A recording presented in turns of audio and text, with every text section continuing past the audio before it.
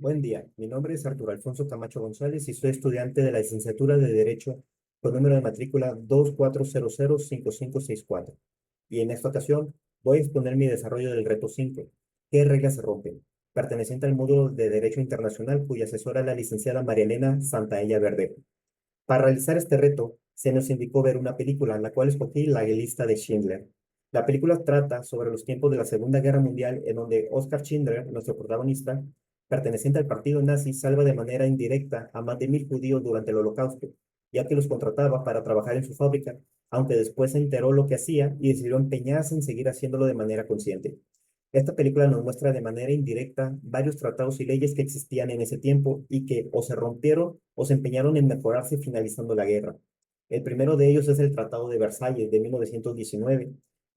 Fue firmado al final de la Primera Guerra Mundial y estableció las condiciones de paz entre Alemania y las potencias aliadas, dando pie al desarme de Alemania. Este fue uno de los factores clave que facilitaron el ascenso de la Primera Guerra del poder de Adolf Hitler y el partido nazi, ya que esto y las subsecuentes violaciones de las restricciones militares fueron factores importantes que condujeron a la Segunda Guerra Mundial. También tenemos las leyes de Nuremberg. Eran dos, la ley para la protección de la sangre y la ley de la ciudadanía del rey.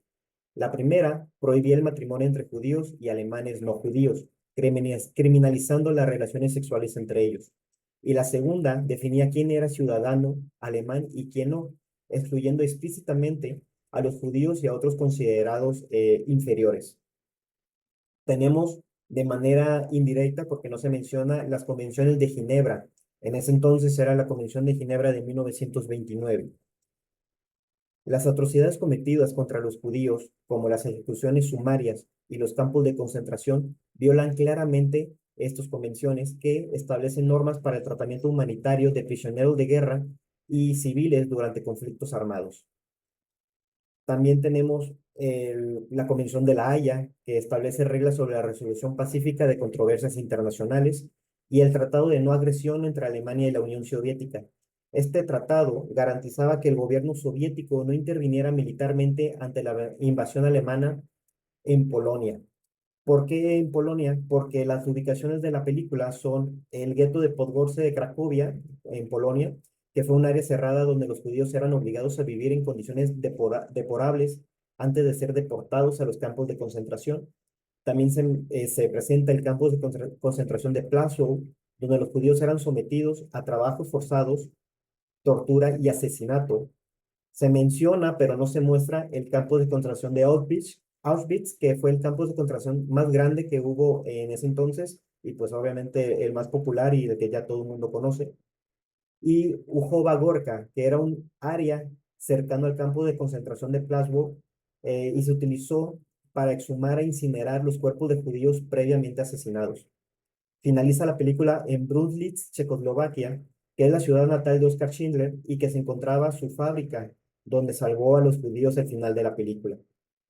Cabe destacar que para fines de la película existió un edicto ficticio llamado Edicto 4491. Fue una ley alemana que establecía un distrito judío en Polonia, donde todos los judíos de Cracovia y sus alrededores fueron obligados a vivir en 16 bloques cuadrados en el gueto de Cracovia, que creció inmensamente a medida que más de 100.000 judíos eran conducidos al gueto desde otros lados. Y tenemos también el Pacto de la Sociedad de las Naciones, que en ese entonces, cuando inició la Segunda Guerra Mundial, se disolvió porque no se pudo mantener, cuyo objetivo principal era mantener la paz mundial y prevenir futuros conflictos. Aunque no era un tratado de derechos humanos per se, la Sociedad de las Naciones sentó los precedentes para la protección de derechos en la escena internacional, y lo cual llevó a la creación de la Organización de las Naciones Unidas.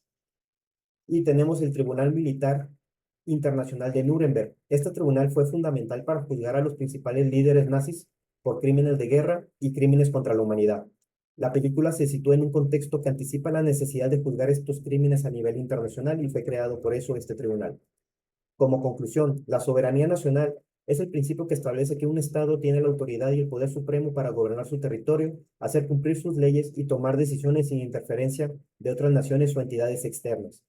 La lista de Schindler es un testimonio de la importancia de respetar esta soberanía y el derecho internacional, ya que muestra cómo la violación de estos principios puede llevar a la opresión, a la injusticia y a la destrucción masiva de vidas humanas.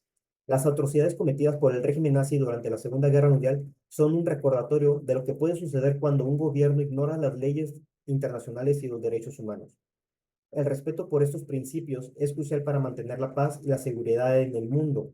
Estos principios garantizan que todas las naciones, independientemente de su tamaño o poder, sean tratados con justicia y respeto, además de que promueven el diálogo entre estos países y la cooperación de ellos, lo cual es esencial para prevenir conflictos y proteger a los más vulnerables.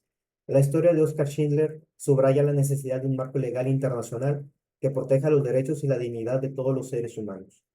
Con esto finalizo mi presentación. Gracias.